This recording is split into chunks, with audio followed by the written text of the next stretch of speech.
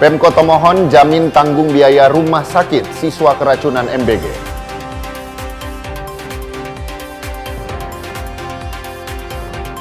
Wakil Gubernur pimpin rakor percepatan program MBG.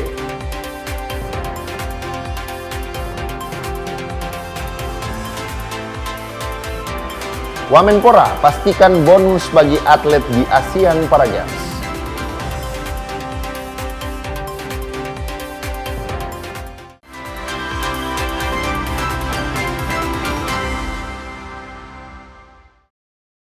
Selamat pagi saudara, apa kabar Anda hari ini? Kita jumpa dalam program Kompas Pagi. Selain 3 berita utama tadi, Anda juga bisa menikmati sejumlah informasi menarik lainnya yang dihimpun tim redaksi Kompas TV. Bersama saya, Devis Pinatoan. Inilah Kompas Pagi selengkapnya, hanya di Kompas TV, independen, terpercaya.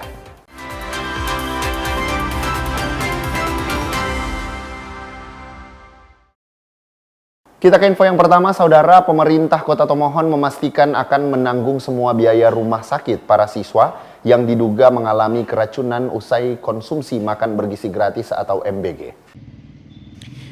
Pemerintah Kota Tomohon memastikan seluruh biaya pengobatan para siswa yang dirawat di sejumlah rumah sakit akibat keracunan setelah menyantap menu makanan bergizi gratis atau MBG akan ditanggung penuh. Wali Kota Tomohon Karol Senduk menegaskan kondisi para siswa saat ini sudah ditangani tim medis dan berangsur membaik di sejumlah rumah sakit yang ada di Kota Tomohon. Menindaklanjuti kejadian tersebut, Wali Kota Karol Senduk juga berencana melakukan evaluasi menyeluruh terhadap dapur-dapur SPPG penyedia makanan bergizi gratis. Untuk kejadian boleh dikata keracunan, diduga keracunan makanan dari para siswa. Jadi pemerintah Kota Tomohon telah menangani para siswa di setiap rumah sakit. Kami juga telah mengunjunginya dan mereka ditangani dengan baik di kurang lebih ada 3 atau 4 rumah sakit yang ada di Kota Tomohon. Oh iya, dibiayai semua oleh Pemkot.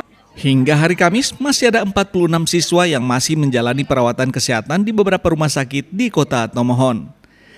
Jimmy Dapar, Kompas TV Kota Tomohon, Sulawesi Utara. Saudara, selain Pemkot Tomohon, Satuan Pelayanan Pemenuhan Gizi Golongan 1 Kota Tomohon juga mengaku siap menanggung biaya perawatan siswa yang diduga mengalami keracunan usai menyantap menu MBG di 3 sekolah di Kota Tomohon. Kepala Satuan Pelayanan Pemenuhan Gizi Golongan 1 Valentino Sirang menyatakan siap bertanggung jawab atas biaya pengobatan para siswa yang dirawat di rumah sakit yang diduga mengalami keracunan usai menyantap makanan bergizi gratis dari dapur yang dikelolanya. Pihak dapur mengatakan seluruh rangkaian mulai dari persiapan pengolahan hingga distribusi makanan telah dilakukan sesuai SOP. Ya, dari pihak kami tentunya selalu menyampaikan permohonan maaf kami kepada para murid dan orang tua atas kejadian yang terjadi pada kemarin hari. Dan tentunya kami juga dari pihak SPG akan bertanggung jawab. Dan saat ini kami juga sedang cari informasi keadaan para siswa di rumah sakit, kondisi saat ini. Terus pihak kami juga akan bertanggung jawab untuk atas pembiayaan pada pasien. Untuk kedugaan tersebut, dari saya pribadi masih menunggu hasil dari BPOM dan Dinas Kesehatan. Kemarin juga dari BPOM sudah mengambil sampel dan hanya dapat instruksi untuk menunggu hasil tersebut. Terkait dugaan keracunan ratusan siswa dan guru di Tomohon tersebut, pihak kepolisian dan Dinas Kesehatan Kota Tomohon sudah mengambil sampel makanan dan sampel muntahan pasien untuk dilakukan pengujian di laboratorium. Hasil laboratorium nantinya akan mengungkap apakah terdapat cemaran berbahaya atau tidak di menu makanan yang disajikan pada 26 Januari yang lalu. Hingga Rabu pagi masih ada 56 pasien yang dirawat di rumah sakit. Sisanya sudah kembali ke rumah masing-masing setelah menjalani pengobatan oleh pihak medis. Yang demikian Singal, Jimmy Dapar, Kompas TV Tomohon, Sulawesi Utara. Saudara, pasca dugaan keracunan makan bergizi gratis yang menimpa ratusan siswa dan guru di SMK Negeri 1 Tomohon, pihak sekolah menerapkan program belajar dari rumah terhitung Rabu 28 Januari 2025. Belajar dari rumah ini telah dilaporkan ke Dinas Pendidikan setempat. Menyusul adanya laporan dugaan keracunan yang menimpa ratusan siswa di Kota Tomohon, usai menyantap makan bergizi gratis pada Senin 26 Januari yang lalu, pihak Sekolah Menengah Kejuruan 1 Tomohon memutuskan untuk menerapkan belajar dari rumah bagi para siswa. Keputusan ini diambil pihak sekolah lantaran hingga hari kedua pasca keracunan, masih ada sejumlah siswa yang melaporkan mengalami gejala mual dan diare. Pihak SMK Negeri 1 Tomohon mendata ada sebanyak 145 siswa dan 6 guru yang mengalami dugaan keracunan dari total 400-an siswa yang terdata di sekolah itu. Sebagian masih dirawat di rumah sakit dan sebagian sudah dipulangkan ke rumah. Kami dari pihak sekolah sudah menyampaikan kepada pimpinan cabang dinas bahkan kepada bidang SMK. Dengan kejadian kemarin masih ada yang masih mengeluh dan pihak sekolah mengantar ke rumah sakit sehingga kami menyampaikan hari ini SMK Negeri 1 Tomohon belajar dari rumah. Kejadiannya di hari Senin, pembawaan makanan dari dapur MBG di jam 1 dengan menu nasi kuning dan lauknya. Sehingga awalnya anak-anak seperti biasa mengambil makanan dan makan, sehingga kami di sekolah belum merasakan terjadi sesuatu. Nanti setelah pulang sekolah jam 15, ada beberapa orang tua melaporkan di pihak sekolah bahwa anak-anak mengalami pusing, mual-mual, bahkan ada yang sesak nafas. Sehingga kami menganjurkan ke rumah sakit. Sebelumnya, pihak sekolah menerima laporan dari orang tua dan siswa yang mengaku sakit perut dan diare usai konsumsi MBG dengan menu nasi kuning, laksa, tahu tempe goreng, dan buah melon. Selain SMK Negeri 1 Tomohon, dilaporkan ada 2 sekolah lainnya yang juga mengalami keracunan, yakni SMA Karitas dan SMK Katolik Santa Familia Kota Tomohon. Yeni Mika Singal, Jimmy Dapar, Kompas TV Tomohon, Sulawesi Utara. Sementara itu, Saudara, Dinas Kesehatan Kota Tomohon mendata sebanyak 180 siswa sempat menjalani pemeriksaan rawat jalan dan rawat inap di 3 rumah sakit di Kota Tomohon. Diduga keracunan setelah mengonsumsi paket makan bergizi gratis. Hari ketiga pasca dugaan keracunan siswa usai mengkonsumsi makanan bergizi gratis di Kota Tomohon, Dinas Kesehatan setempat mengkonfirmasi sebanyak 180 siswa yang sempat dilarikan di rumah sakit. Sebagian siswa yang dirujuk ke rumah sakit tersebut menjalani rawat inap, sebagian rawat jalan, dan ada juga yang sempat menjalani observasi IGD. Ratusan siswa tersebut dilarikan di 3 rumah sakit di Kota Tomohon, masing-masing Rumah Sakit Gunung Maria, Rumah Sakit Bethesda, dan Rumah Sakit Umum Daerah Anugrah Tomohon. Terima kasih untuk kesempatan, untuk pertanyaannya. Kalau secara update terakhir per 28 Januari 2026, untuk data yang masuk sampai dengan jam 19.30 tadi malam. Jumlah pasien yang dirawat di rumah sakit ada beberapa rumah sakit. Yang pertama, Rumah Sakit Anugrah, jumlah pasien total 44 orang dengan rincian rawat jalan 14 orang dan rawat inap 30 orang. Kemudian Rumah Sakit Gunung Maria, total 97 orang, yang rawat jalan 78 orang, rawat inap 5. Yang rawat inap 11 orang. Dan untuk Rumah Sakit Bethesda, total yang dilayani 39 orang, dengan rincian rawat jalan 24 orang dan rawat inap 15 orang. Dan sampai saat ini total yang dirawat 73 orang laki-laki dan 107 orang perempuan. Jadi total semua kasus ini 180. Petugas di sejumlah puskesmas di Kota Tomohon juga tengah melakukan penelusuran, terutama siswa yang mengalami gejala keracunan tapi hanya dirawat di rumah masing-masing. Sehari setelah kejadian, Dinkes Tomohon juga telah mengambil sampel muntahan siswa untuk diperiksa di Laboratorium Kesehatan Manado.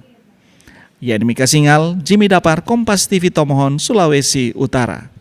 Informasi BP2MI kawal kasus pekerja migran asal Manado di negara Libya akan kami hadirkan usai jeda berikut. Tetaplah bersama kami.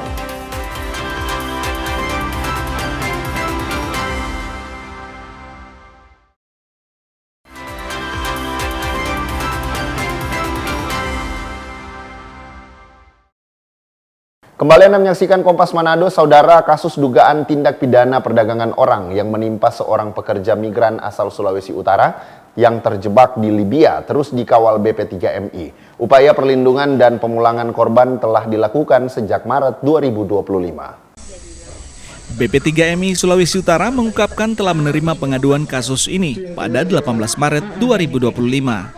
Tim perlindungan telah turun ke lapangan untuk menelusuri perekrut tenaga kerja tersebut. Hence Tamboto, anggota perlindungan pekerja migran BP3MI Sulut bilang, berdasarkan hasil penelusuran, perekrut telah berjanji akan berkoordinasi dengan agensi dan melaporkan perkembangan ke BP3MI dalam 7 hari kerja. Namun hingga batas waktu tersebut tidak ada tindak lanjut. Kendala salah satunya yang sempat kami komunikasikan dengan korban yang ada di sana, yaitu dari pihak KBRI Libya dalam hal ini meminta pembayaran karena korban tidak memakai visa kerja, hanya memakai visa kunjungan. Jadi boleh dinyatakan dia sudah overstay. Agen yang menempatkan dia awalnya dia akan dipekerjakan di Turki, namun dipekerjakan di Arab. Terus dari Arab dia dijual ke Libya. BP3MI menyebut unsur pidana dalam kasus ini telah terpenuhi dan akan diteruskan ke aparat penegak hukum. Jimmy Dapar, Kompas TV Manado, Sulawesi Utara. Berita lainnya, Saudara, Pengadilan Negeri Air Madidi Minahasa Utara menggelar konstatering di lahan sengketa kawasan Hotel Kasabayo, Likupang pada Rabu pagi. Pencocokan dilakukan Pengadilan Negeri untuk memastikan kesesuaian objek sebelum pelaksanaan sita eksekusi berdasarkan amar putusan berkekuatan hukum tetap. Dalam putusan Mahkamah Agung, pihak PT Asa Engineering Pratama wajib membayar ganti rugi kepada penggugat senilai 4,5 miliar rupiah untuk lahan seluas 3 hektar. Pengadilan Negeri Air Madidi Minahasa Utara akhirnya menggelar konstatering atau pencocokan di salah satu lahan di kawasan Hotel Kasabayo, Desa Main, Kecamatan Likupang Timur, guna memastikan kesesuaian objek luas tanah dengan amar putusan yang berkekuatan hukum tetap. Verifikasi lapangan ini dipimpin Panitera Rudi Supit atas perintah Ketua Pengadilan Negeri Air Madidi berdasarkan permintaan atau permohonan eksekusi penggugat Alok Hutu Unio sejak Februari 2025. Untuk lahan seluas 30.000 meter persegi. Dalam amar putusan juga pihak tergugat PT Asa Engineering Pratama diwajibkan membayar ganti rugi sebesar 4 miliar 500 juta rupiah atas lahan seluas 3 hektar tersebut. Dalam proses pencocokan, selain dari Pengadilan Negeri, hadir pula kuasa hukum kedua belah pihak, penggugat dan tergugat, pemerintah desa setempat, serta pihak kepolisian.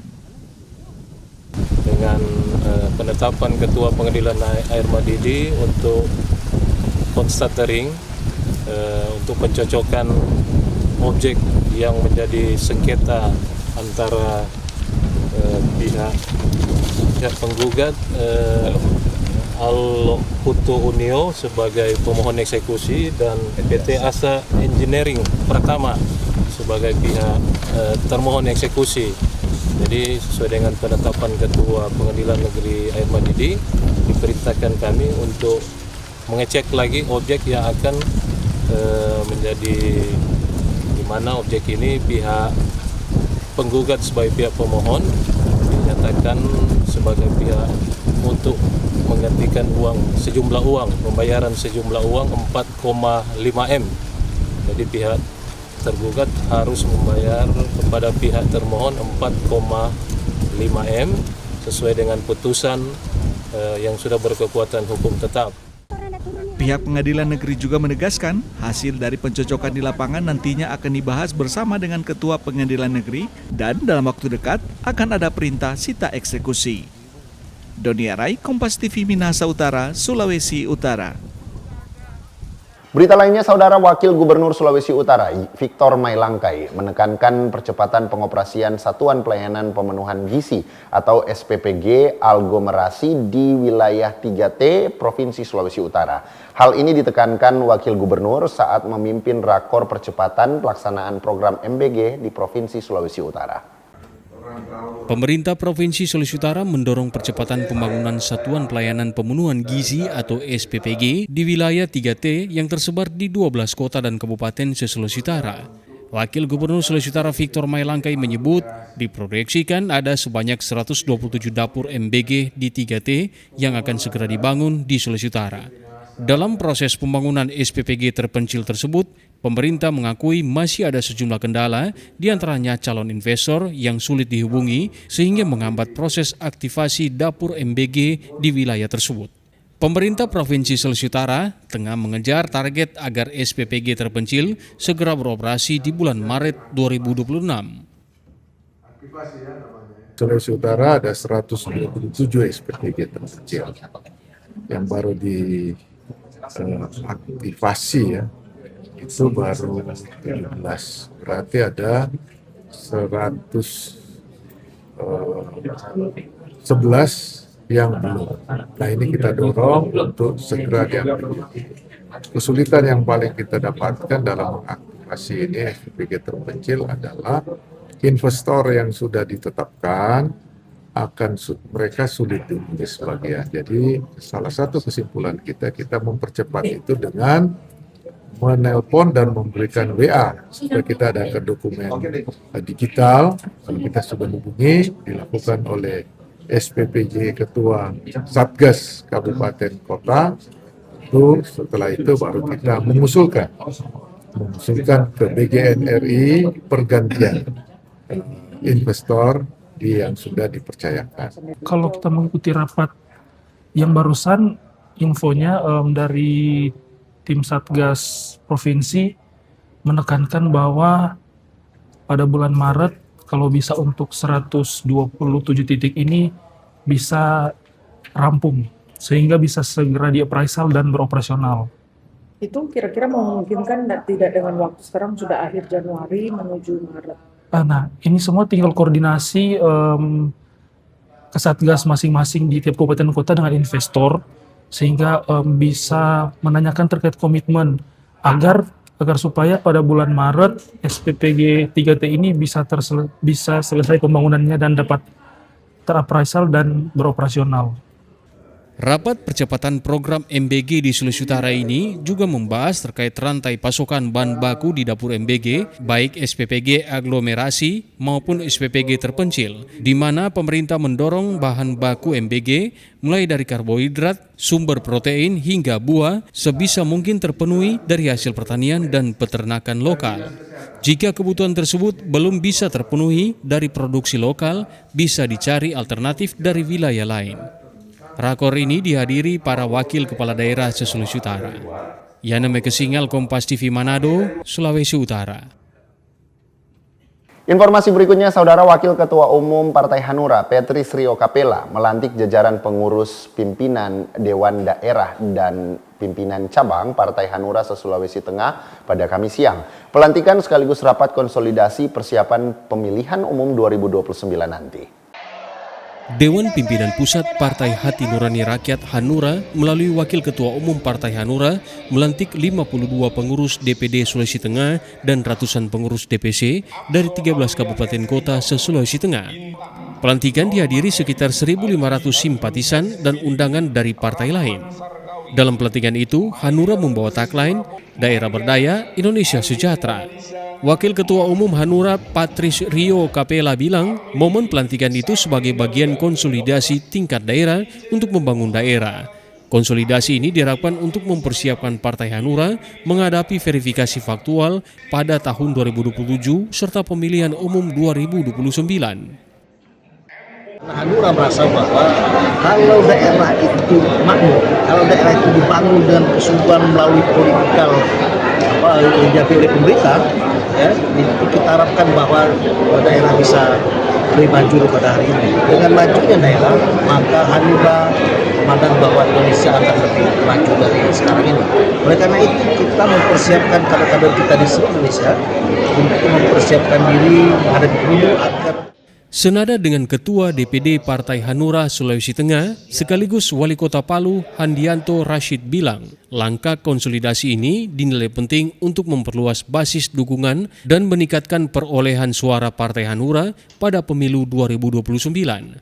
Target suara pastinya kita menargetkan perolehan kursi di semua lini, ya, termasuk DPR RI, ya, karena ini yang menjadi harapan kalau kita ingin yang menjadi keinginan partai untuk bisa memberdayakan daerah agar kemudian mengantarkan pemberdayaan yang lebih menyeluruh kepada negeri ini, maka Hanura harus bisa melakukan fungsi yang proporsional, yang efektif untuk mengantarkan semangat itu di DPR RI. Selain pelantikan, pengurus yang dilantik akan mengikuti rapat kerja daerah tahun 2026. Kompas TV Palu, Sulawesi Tengah. Saudara, informasi inflasi dan stabilitas harga pangan kunci capaian pertumbuhan ekonomi 2026. Tetaplah bersama kami.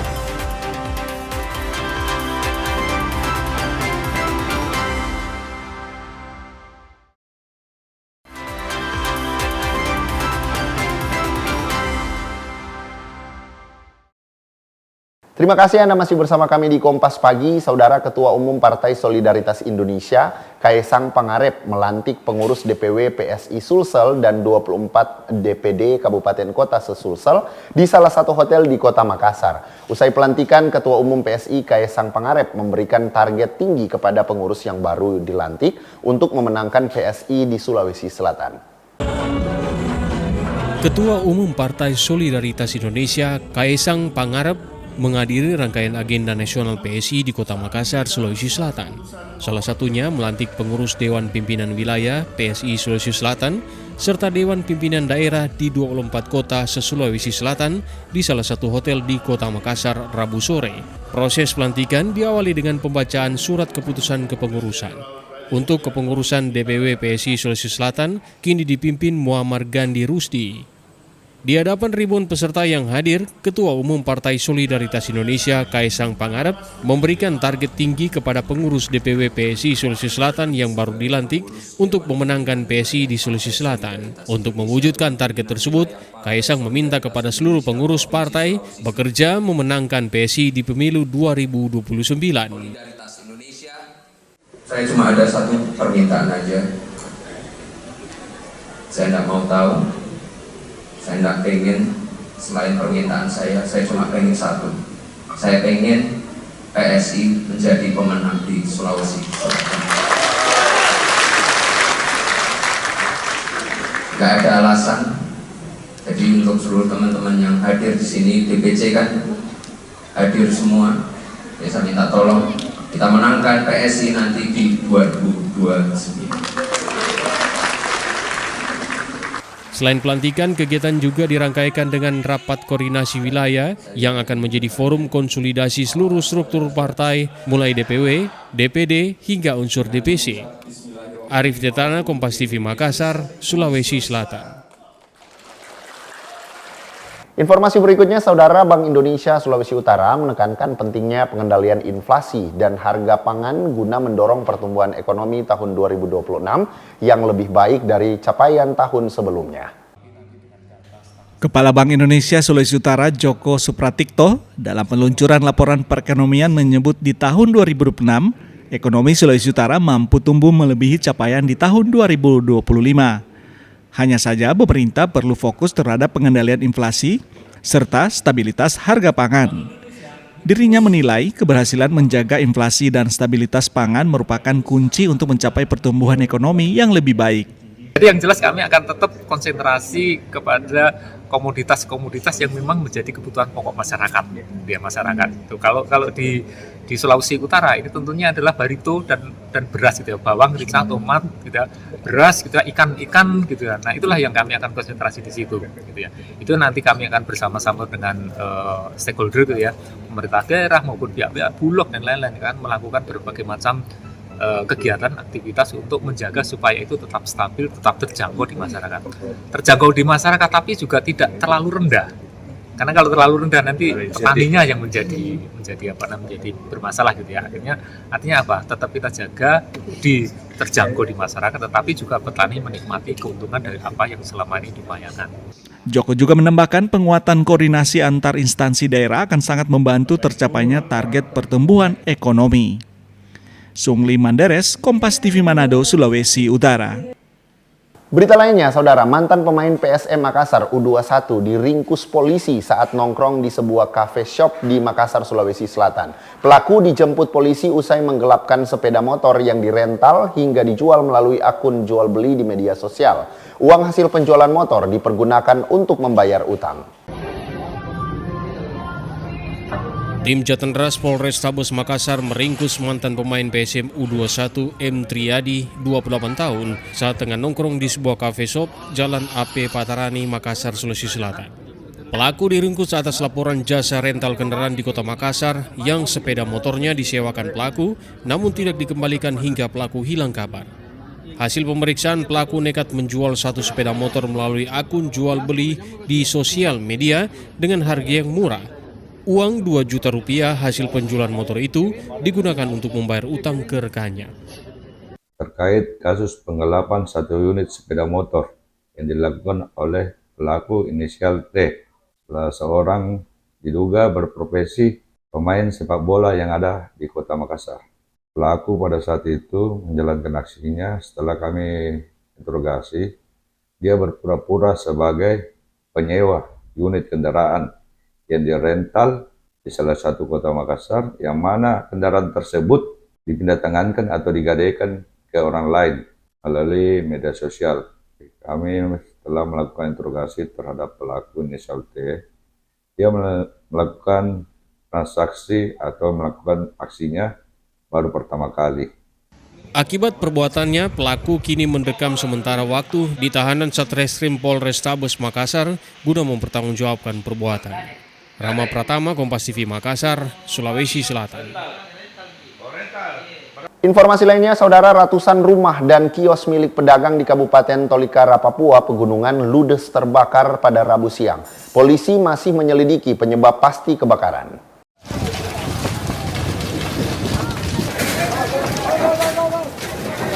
Ratusan rumah kios milik warga yang terletak di Jalan Kogome, Ibu Kota Karabaga, Kabupaten Tolikara, Papua Pegunungan, ludes terbakar pada Rabu siang. Dari data kepolisian, kebakaran terjadi sekitar pukul 10.00 waktu Indonesia Timur. Api terlihat dari salah satu rumah bertingkat. Warga dibantu aparat TNI Polri berupaya memadamkan api dengan alat seadanya. Namun bangunan yang semi permanen dan saling berdempetan membuat api semakin membesar dan merembet ke bangunan lainnya. Minimnya sarana prasarana dan cuaca panas membuat api semakin membesar dan sulit dipadamkan sehingga menghanguskan puluhan kios dan rumah warga. Bahkan untuk mencegah api terus meluas, satu unit alat berat ekskavator diturunkan untuk membongkar bangunan di sekitar titik api guna memutus jalur rambatan kebakaran. Tidak ada korban jiwa dalam insiden ini, namun ratusan bangunan milik warga dan pedagang terdiri dari kios sembako, toko bangunan, rumah makan, kos-kosan, kios pakaian, serta rumah tinggal masyarakat ludes terbakar dan menyebabkan kerugian ditaksir mencapai 22 miliar. Sementara terkait penyebab kebakaran, saat ini Satuan Reskrim Polres Tolikara masih melakukan penyelidikan untuk mengungkap penyebab pasti kebakaran.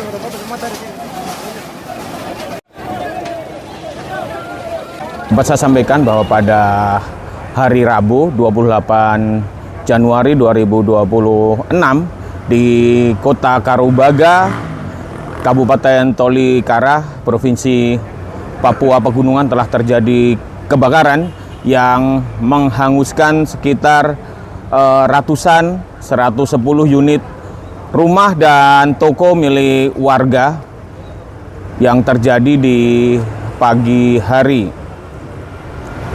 Akibat kerugian menimbulkan kerugian ratusan miliar, dan hingga saat ini sementara masih kita dalami dari Polres Tolikara untuk mengetahui penyebab kebakaran tersebut.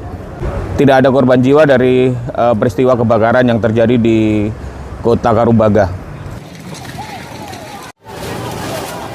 Akibat kebakaran menyebabkan ratusan warga kehilangan tempat tinggal. Mereka terpaksa mengungsi ke keluarga dan kerabat terdekat untuk tinggal sementara menanti bantuan dari pemerintah daerah. Vindi Ragmeni, Kompas TV, Jayapura, Papua. Saudara, untuk meringankan beban ekonomi warga, aparatur sipil negara di pemerintah Kabupaten Manokwari melakukan aksi belanja serentak di Pasar Sentra Sanggeng.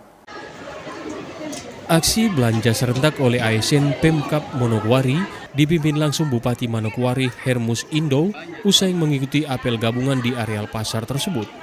Dari pantauan di lapangan, para ASN terlihat membeli barang dagangan, mulai dari barang kebutuhan hingga hasil kerajinan tangan seperti tas noken. Tidak hanya untuk membeli dagangan pedagang, namun aksi sekaligus kunjungan ini juga untuk memastikan pembagian meja jualan hingga keamanan pasar berjalan dengan baik. Pemerintah Kabupaten Manokwari berkomitmen untuk melakukan aksi serupa akan terus berlanjut sekali dalam sebulan. Fungsionalitas ya, dari operasionalisasi pasar Sanggeng untuk seluruh pedagang kita. Kita melihat apakah para pedagang kita sudah memanfaatkan meja-meja jualan dan juga los-los yang ada di pasar atau belum. Dan kita juga memastikan bahwa pembagian los-los di pasar ini bisa dilakukan secara adil untuk menjawab semua kebutuhan masyarakat dan juga para pedagang di Kabupaten Manokwari dan hari. Sementara itu, sejumlah pedagang berharap aksi ini bisa berlaku merata ke semua pedagang. Salah satu pedagang, Elizabeth Mumkin Apai, mengaku dari ratusan ASN yang dipimpin Bupati Manokwari dalam aksi belanja barang itu sama sekali tidak membeli barang dagangannya, padahal dirinya berdampingan dengan pedagang lainnya di pasar tersebut. Dia berharap kedepannya Bupati dan ASN harus belanja secara merata di semua pedagang. Jeffrey Watimuri, Kompas TV, Manokwari, Papua Barat. Informasi berikutnya, sebanyak 182 ekor burung endemik Sulawesi Tenggara dilepas liarkan di kawasan Suaka Alam Tanjung Peropa, Kabupaten Konawe Selatan. Ratusan burung itu disita dari seorang warga yang hendak menyelundupkan ke luar daerah. 182 ekor burung endemik Sulawesi hasil sitaan Balai Karantina Hewan, Ikan, dan Tumbuhan Sulawesi Tenggara dilepas liarkan di kawasan Suaka Alam, Tanjung Peropa, Kecamatan Moramo, Kabupaten Konawe Selatan, Rabu 28 Januari 2026. Ratusan burung itu merupakan hasil penggagalan upaya penyelundupan satwa liar di Pelabuhan Kendari yang diduga akan dikirim ke Surabaya tanpa dilengkapi dokumen karantina.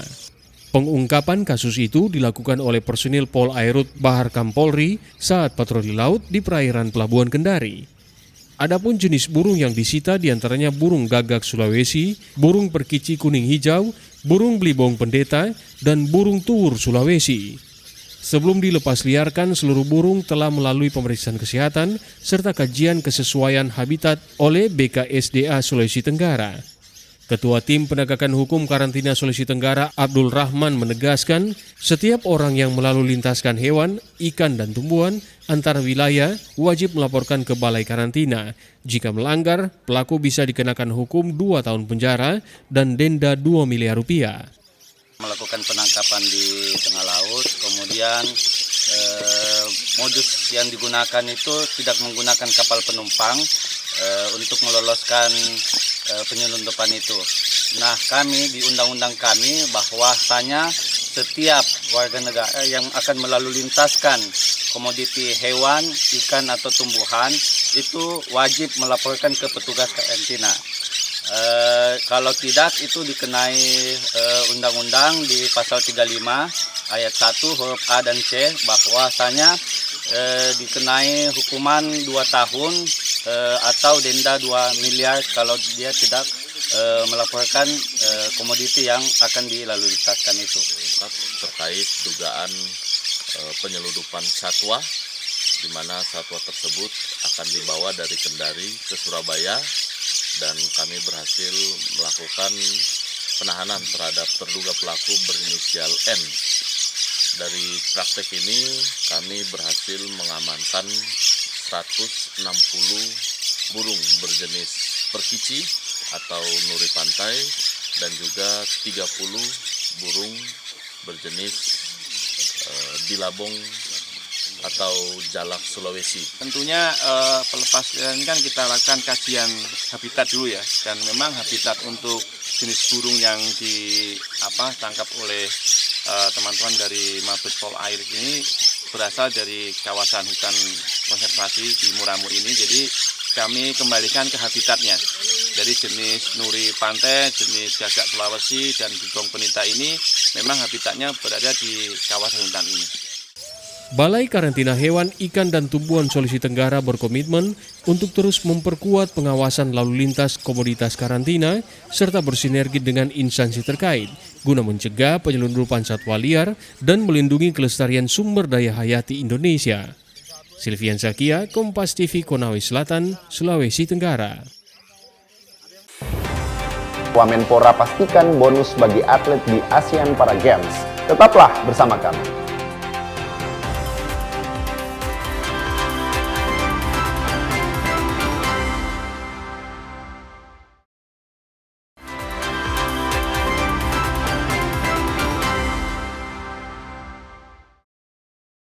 Kembali Anda menyaksikan Kompas Pagi, Saudara. PB Jarum gelontorkan bonus dengan total Rp512.700.000 untuk pebulu tangkis berprestasi sepanjang tahun 2025.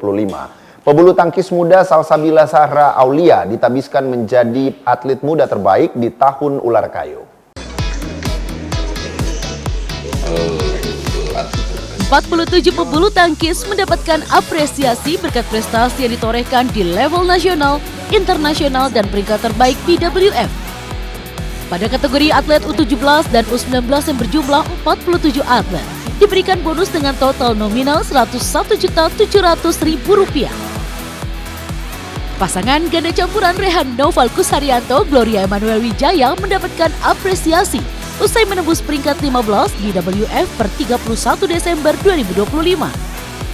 Serta pasangan Bobby Setiabudi melatih Deva Oktavianti yang meraih peringkat 39 BWF per 31 Desember 2025. Sementara Salsabila Zahra Aulia yang bermain di sektor ganda putri dan campuran taruna ditahbiskan menjadi pebulu tangkis muda terbaik 2025. Kembali kepada misi dasar kita adalah regenerasi ya, dan itu acara penghargaan hari ini pun kita lakukan sebagai suatu kesinambungan. Artinya kalau regenerasi kan kita selalu mempersiapkan atlet-atlet pelapis yang bisa bersaing di tingkat dunia untuk kebanggaan Indonesia. Jadi ke depannya juga kita kan selalu melakukan ini secara konsisten dengan harapan kita selalu melahirkan atlet-atlet bulu tangkis Indonesia yang bisa kita sumbangkan ke pelatnas. Dapat apresiasi seperti ini pasti pengen upgrade diri jadi lebih baik dan lebih semangat lagi sih. Terdekat, para atlet U19 di bawah binaan PB Jarum akan mengikuti Seleknas 2026 3 hingga 7 Februari. Disusul sirkuit nasional A, U17, U19, dan Dewasa di Surabaya 13 sampai 18 April. Rinita Diken, Andika Pratama, Kompas TV, Jakarta.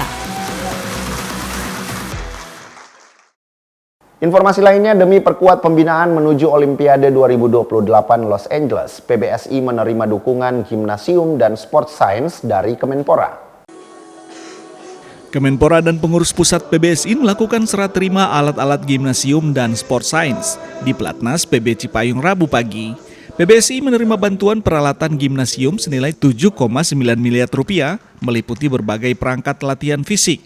Sementara pada aspek sport science, Kemenpora beri bantuan senilai Rp2,4 miliar meliputi perangkat katapult dan kardiopulmonary exercise test. Bantuan ini bukan sekedar pengadaan alat, melainkan bagian dari transformasi sistem pembinaan prestasi.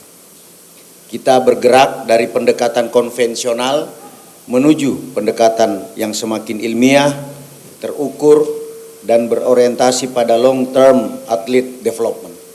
Sekarang lebih luas, jadi lebih nyaman, lebih enak pastinya untuk latihan. Treadmill lebih banyak, sepeda juga lebih banyak, jadi walaupun bareng-bareng sama sektor lain, jadi nggak bentrok gitu sih. Kehadiran fasilitas ini diharapkan mampu meningkatkan kualitas latihan fisik atlet secara menyeluruh. Rini Taniken, Andika Pratama, Kompas TV, Jakarta. Saudara Wakil Menteri Pemuda dan Olahraga Wamenpora Taufik Hidayat pastikan akan ada apresiasi negara untuk para atlet NPC Indonesia usai bertarung di Asian Para Games Thailand. Wakil Menteri Pemuda dan Olahraga Taufik Hidayat menyambut kedatangan ratusan atlet NPC Indonesia beserta ofisial setibanya di Bandara Adi Sumarmo. Wamenpora mengalungkan bunga dan memberikan ucapan selamat kepada para atlet sekembali dari tugas negara di Asian Para Games Thailand. Wamenpora Taufik Hidayat menyampaikan apresiasinya atas torehan prestasi bagi semua atlet, meski dengan segala keterbatasan mampu mengharumkan Indonesia di kancah internasional. Taufik Hidayat memastikan negara akan memberikan bonus kepada para atlet, besarannya menunggu instruksi dari Presiden. Insya Allah nanti dalam waktu dekat kita akan kabarin ke Paradim, karena saya nggak mau berasumsi sendiri juga, karena kita juga masih menunggu dari Bapak Presiden, lewat ke Pak Menteri nanti, yang pasti apresiasi dari negara pasti ada. Pada perhelatan Asian Para Games di Thailand, kontingen Indonesia finish di peringkat 2, meski pemusatan latihan hanya berlangsung selama 2 bulan. Nikolaus Irawan, Kompas TV, Boyolali, Jawa Tengah. Setelah absen di hari pertama, konstruktor Ferrari turun ke lintasan dalam uji coba pramusim Formula One hari kedua. Barcelona Shakedown atau tes pramusim Formula One memasuki hari kedua. Berbeda dengan hari pertama yang diikuti 7 tim, hari kedua berjalan tenang. Hanya 2 tim yang turun ke lintasan, yaitu Ferrari dan Red Bull. Banyak tim urung turun ke lintasan dikarenakan hujan mengguyur sirkuit sejak pagi hari. Tim kuda jingkrak Ferrari tak gentar. Charles Leclerc dan Lewis Hamilton tetap keluar garasi, menguji jet daratnya SF26 untuk kali pertama. Ferrari ditemani Red Bull di tes pramusim hari kedua. Pabrikan asal Austria ini kembali menguji RB22 bersama Max Verstappen dan Isaac Hayat. Red Bull satu-satunya konstruktor yang sudah 2 hari turun di Barcelona Shakedown. Saudara, transformasi Gareth Bale dari bek kiri menjadi sayap kiri adalah perubahan paling sukses dan ikonik dalam sejarah sepak bola modern. Patrick Dorgu berpeluang mengulang apabila ia mampu fokus dan konsisten serupa Gareth Bale. Back di era kepelatihan Ruben Amorim. Namun, talenta 21 tahun nampak tak cocok di skema 3-4-3 racikan sang ahli pikir strategi asal Portugal. Dalam hal ini, Amorim pantas mendapat kredit karena berkatnya lah Dorgu diplot menjadi lebih maju sebagai seorang winger di sisi kiri lini serang Manchester United. Ganti era kepelatihan, Michael Carrick buktikan memiliki sentuhan emas. Di bawah tangan dingin Carrick, kemampuan Dorgu kian naik level. Ia menjadi bintang di 2 kemenangan kontra Manchester City dan Arsenal. Kecepatan tinggi, dribble yang kuat, dan kemampuan menusuk ke dalam kotak penalti kian mirip dengan gaya permainan Gareth Bale. Perbandingan ini sering disebut Gareth Bale jilid kedua. Performanya yang meningkat drastis membuatnya menjadi salah satu talenta muda paling menarik di posisi sayap.